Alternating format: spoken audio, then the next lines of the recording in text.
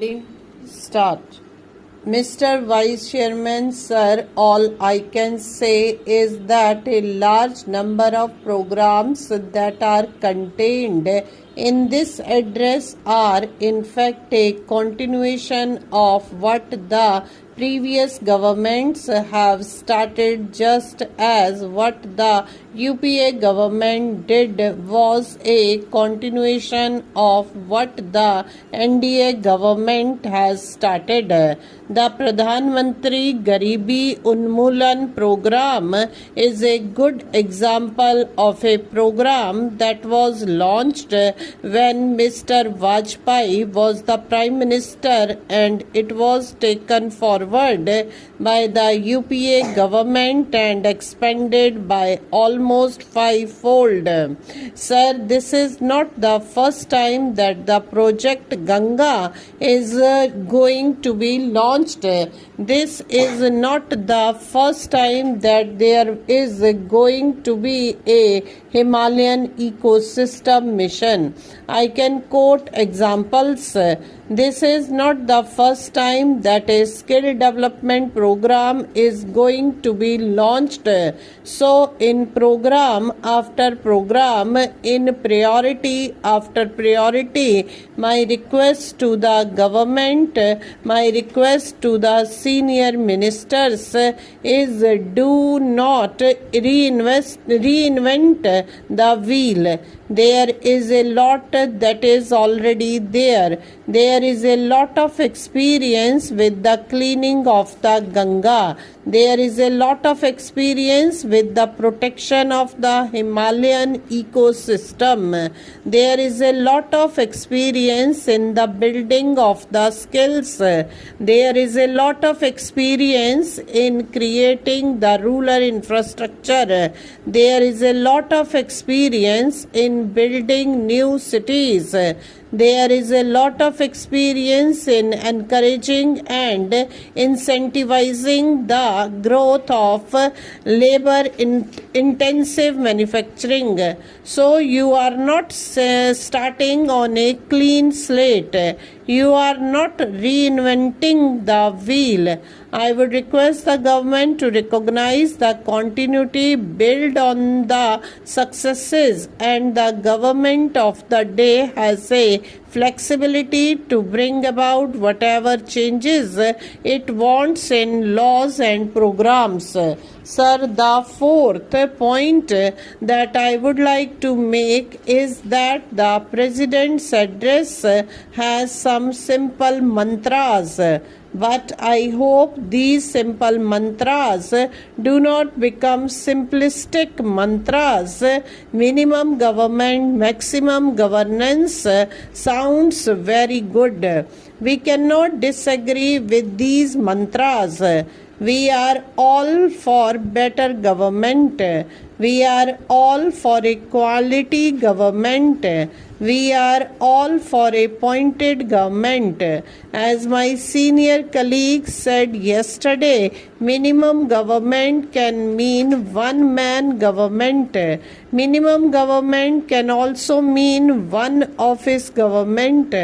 Minimum government can also mean a government run by a hand-picked team of 10 civil servants. That is also a minimum government.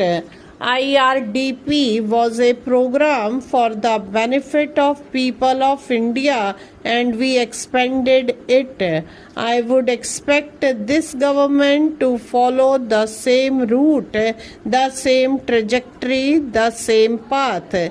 If they do this, then I am sure, as my senior colleague mentioned, we will offer constructive cooperation, although the job of the opposition is to oppose, expose, and depose.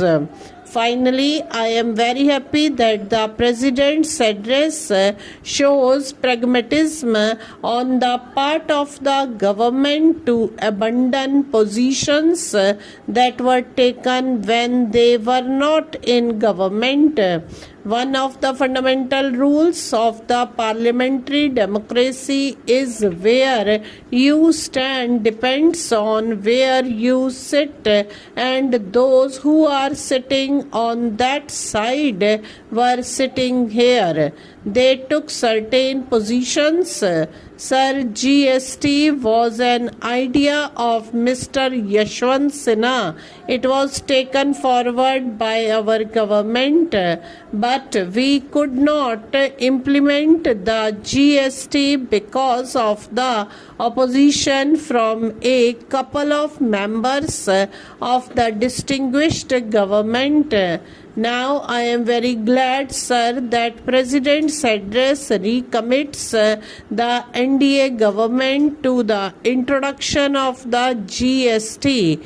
You will have full support. We will not go into the question of why you didn't support us for a 5-year period. But better late than never, and I hope that the GST will soon become a reality. Similarly, sir, my senior colleague has already mentioned about the paragraph which was lucid to his ears, that is para 17, which is a ringing endorsement of the Ministry of Minority Affairs that was objected to when it was created in 2004. Also on the nuclear agreement, when the government says that it will take the Indo-US nuclear trade forward, I am reminded of those days when our government was berated when Dr. Manmohan Singh was rebuked for bartering away India's sovereignty to the United Nations.